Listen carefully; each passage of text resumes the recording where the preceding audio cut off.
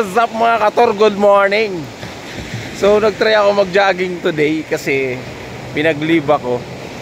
Yung pinag-joggingan namin dati dito ng parang sidewalk, yung may semento yan pa dito sa part na to.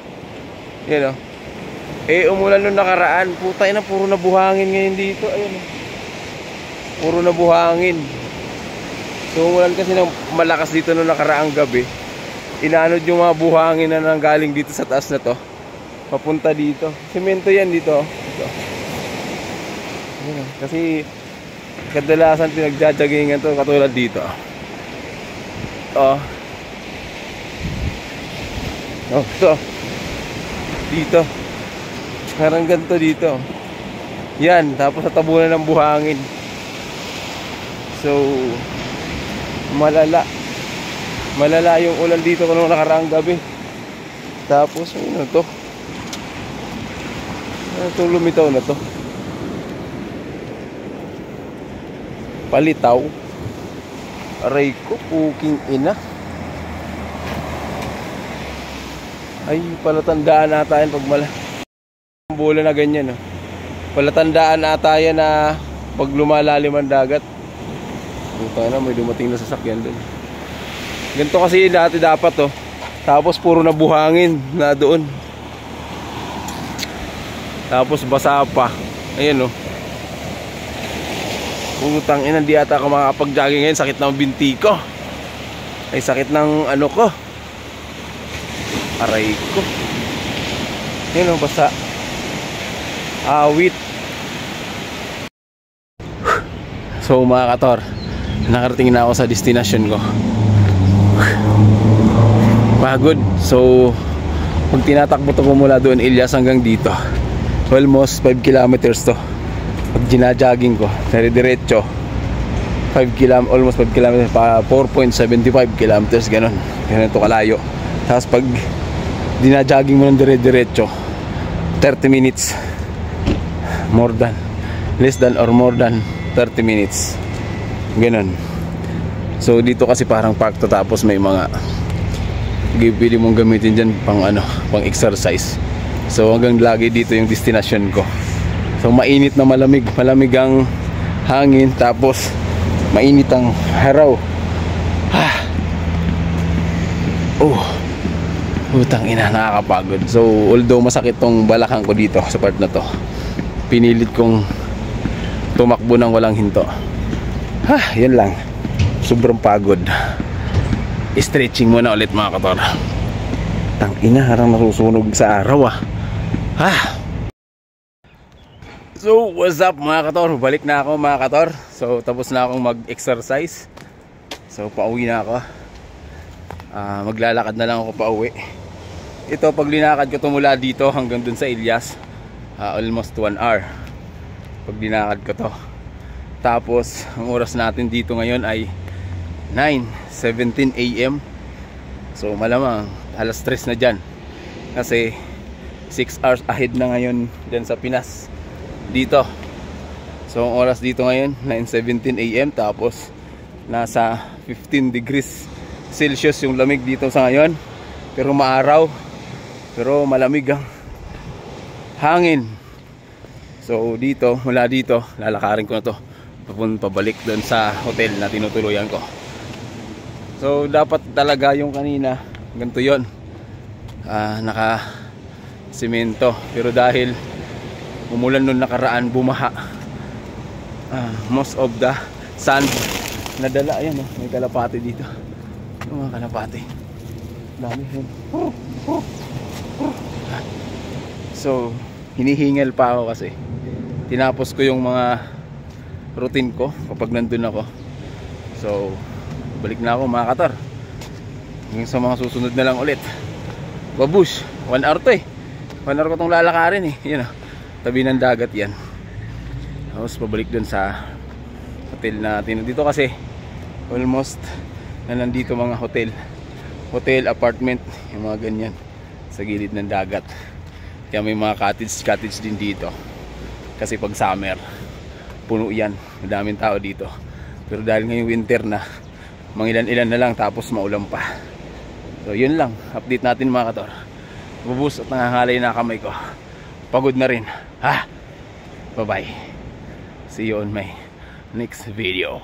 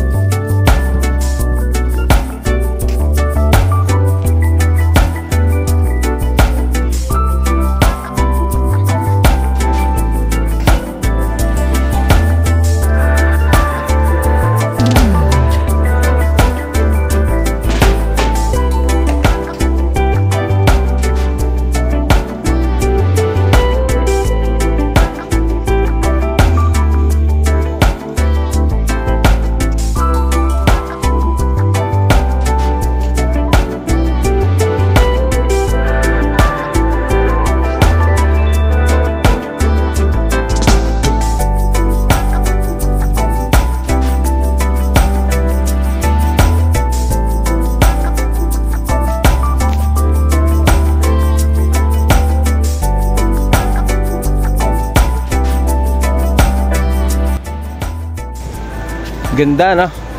Ayos din sana dito. So, sana ngayon wala akong kasama nag-jogging. No? So, lakad lang ako muna pabalik kasi pagod na eh.